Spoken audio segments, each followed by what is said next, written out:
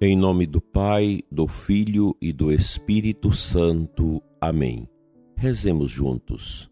Santo anjo do Senhor, meu zeloso guardador, se a ti me confiou a piedade divina, sempre me rege, me guarda, me governa, ilumina. Amém.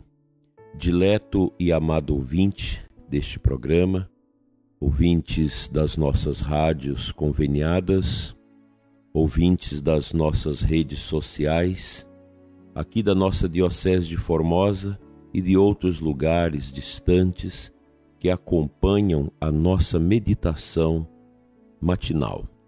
Nesta terça-feira, Santo Tomás de Aquino propõe para nós o seguinte tema: a paixão de Cristo causou a nossa salvação a modo de mérito.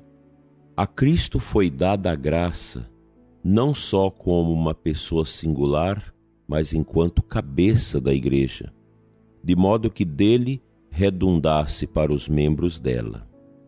Por isso as obras de Cristo estão para o mesmo e para as suas obras, assim como estão as obras de um homem constituído em graça para com ele próprio. Ora, é manifesto que quem, constituído em graça, sofre pela justiça, por isso mesmo merece para si a salvação, segundo a Escritura. Bem-aventurados que padecem perseguição por amor da justiça. Por onde Cristo, pela sua paixão, mereceu a salvação, não somente para si, mas também para todos os seus membros. Em verdade, Cristo, desde o princípio da sua concepção, mereceu-nos a salvação eterna, mas de nosso lado certos impedimentos constituíam um obstáculo a conseguirmos o efeito dos méritos precedentes. Por isso, a fim de remover esses impedimentos, é que Cristo teve de sofrer. E ainda que a caridade de Cristo não tenha aumentado mais na paixão que antes, a paixão de Cristo teve certo efeito que não tiveram os méritos precedentes, não por causa de uma caridade maior, mas pelo gênero da obra que era concordante com este efeito. Os membros e a cabeça pertencem à mesma pessoa. Assim, uma vez que Cristo foi nossa cabeça pela divindade e plenitude de graça, que redunda para os outros, e que nós somos os seus membros. Seu mérito não nos é estranho, mas redunda em nós pela unidade do corpo místico. Deve-se saber que, apesar de Cristo ter, por sua morte, merecido suficientemente por todo o gênero humano, cada um deve procurar o remédio para a sua própria salvação. A morte do Cristo é como uma causa universal de salvação, como o pecado do primeiro homem foi como uma causa universal de danação. Ora, é preciso que a causa universal seja aplicada a cada um especialmente, para que participe do efeito da causa universal. Ora, o efeito do pecado dos nossos primeiros pais chega a cada indivíduo pela geração carnal, efeito da morte de Cristo. Porém, pela regeneração espiritual em virtude da qual o homem é, de algum modo, unido e incorporado em Cristo. E por isso convém que cada um seja regenerado por Cristo e que receba tudo porque opera a virtude da morte de Cristo. Veja, dileto ouvinte, nosso Senhor morreu por todos nós. Ele inaugurou uma salvação universal. Mas, para que eu e você sejamos salvos, é preciso que nós disponhamos a nossa vontade e inclinemos essa nossa vontade nesse caminho de salvação, pois não tem como eu ser salvo sem que eu deseje. Eu preciso querer, a menos que a pessoa não tenha condição do uso da razão por certas doenças e etc., que já é alcançado pela graça, mas pelo fato de não ter capacidade de opção, tanto pela luz quanto pelo pecado, Deus operará aí uma graça especial em virtude da missão da igreja. Mas a pessoa livre, consciente, em uso perfeito da sua consciência, precisa aderir a Cristo. Do contrário, nós não poderemos alcançar a salvação. A salvação ela é uma oferta gratuita da parte de Deus. Ela já foi posta, mas eu preciso tomar posse da salvação que nosso Senhor realizou para todos nós.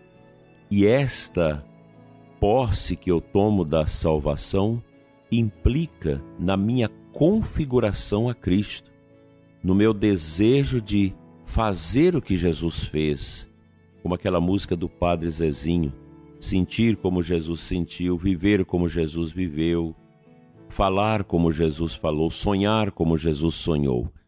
Então a configuração nossa já pelo batismo ao Cristo, no mistério da Trindade, implica nesta livre adesão.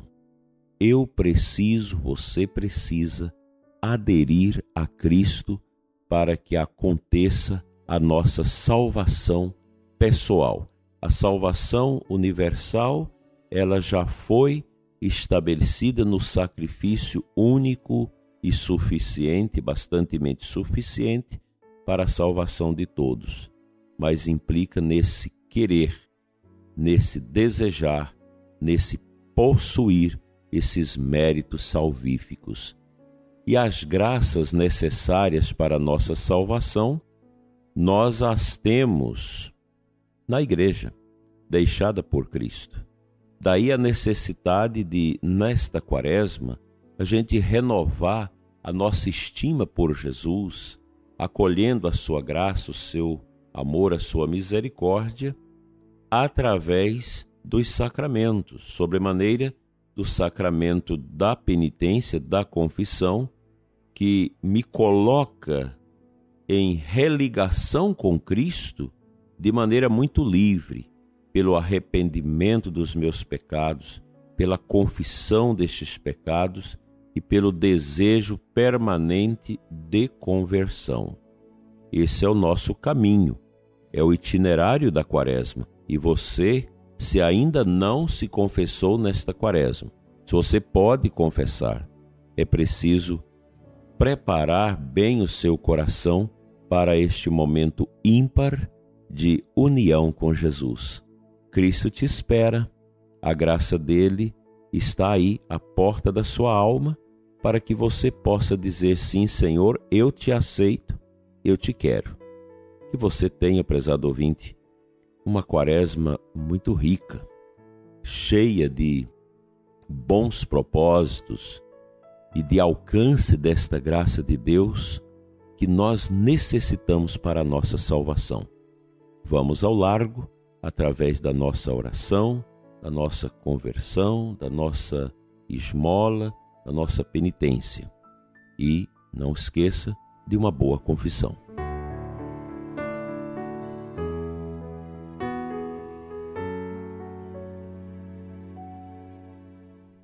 A aclamação ao Evangelho de hoje traz para nós o versículo 31 do capítulo 18 do profeta Ezequiel.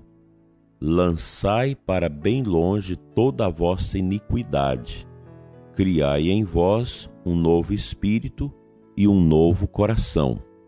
Essa é uma temática muito presente também no apóstolo Paulo, quando nos ensina, a partir das palavras do próprio Jesus, de toda a sua pregação, que nós devemos ser tocados por esta graça, permitir que essa graça opere em nós, para que alcancemos a vida nova em Cristo.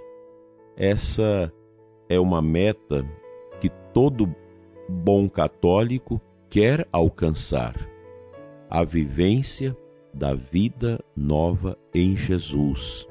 Uma vida sem iniquidade, uma vida purificada, restaurada, curada, uma vida assumida pelo mistério de Cristo na sua cruz. Essa quaresma, ela quer ser para mim, quer ser para você, uma oportunidade tão maravilhosa que todos os anos nós temos na nossa liturgia para renovar esse projeto de vida, esse projeto de seguimento a nosso Senhor, com muito amor no coração, com muito desejo de santidade, de restauração interior, de vivência iluminativa pela graça de Deus.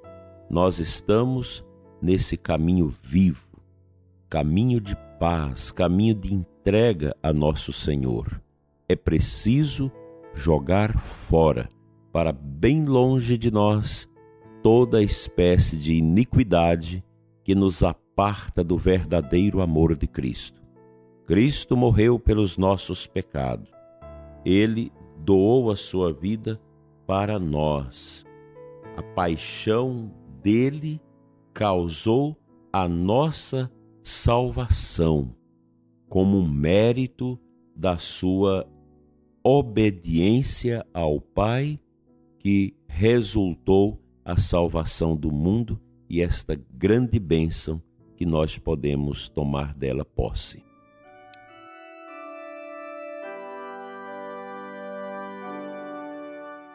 Senhor, na presença dos anjos, nós suplicamos a nossa cura, a nossa libertação de toda a iniquidade, a abertura de nossa alma ao outro, ao próximo, a capacidade de amar, de perdoar, de ser sinal do Teu Filho Jesus para tantas pessoas que precisam de nós. Senhor, aumenta a nossa fé, aumenta o nosso amor por Ti. Toca o meu coração, o coração do ouvinte, que ora comigo nesta manhã tão abençoada, que nós sejamos melhores, que nós saiamos da depressão, dessa tristeza causada pela peste chinesa, e que nós possamos, Senhor, superado esses traumas, essas mortes, tudo o que aconteceu, viver a alegria da espera pela nossa salvação eterna. Dai-nos um amor muito grande pela nossa comunidade, pela nossa paróquia, pela nossa família, pelo próximo com quem nós convivemos, mesmo que essa pessoa seja tão difícil.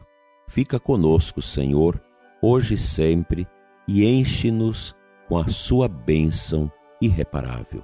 Obrigado, Senhor, por esta manhã. Obrigado pelo ouvinte que ora comigo tão piedosamente.